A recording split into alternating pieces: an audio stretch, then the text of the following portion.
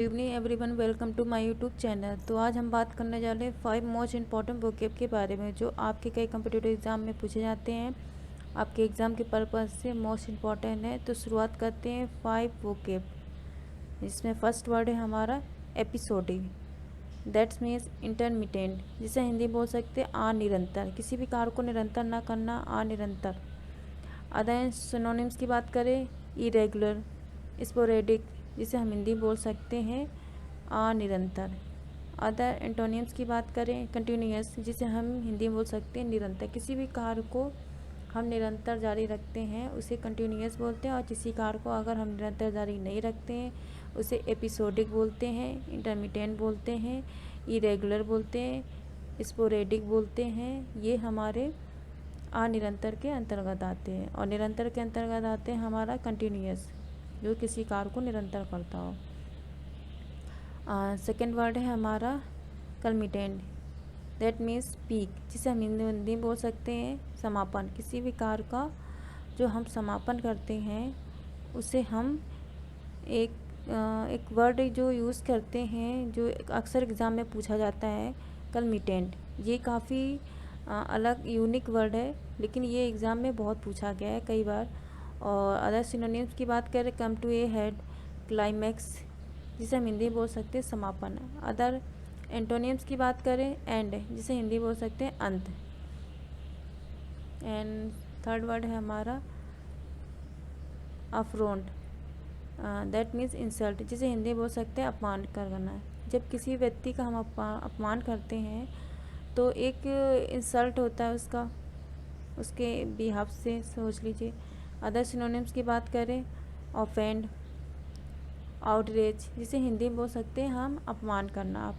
और other antonyms की बात करें, कम्प्लीमेंट, जिसे हम हिंदी में बोल सकते हैं प्रशंसा।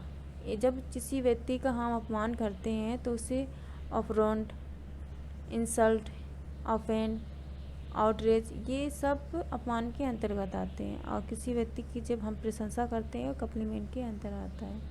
तो फोर्थ वर्ड है हमारा अगितेते, तो दैट मीन्स अपसेट, जिसे हिंदी बोल सकते हैं उत्तेजित करना।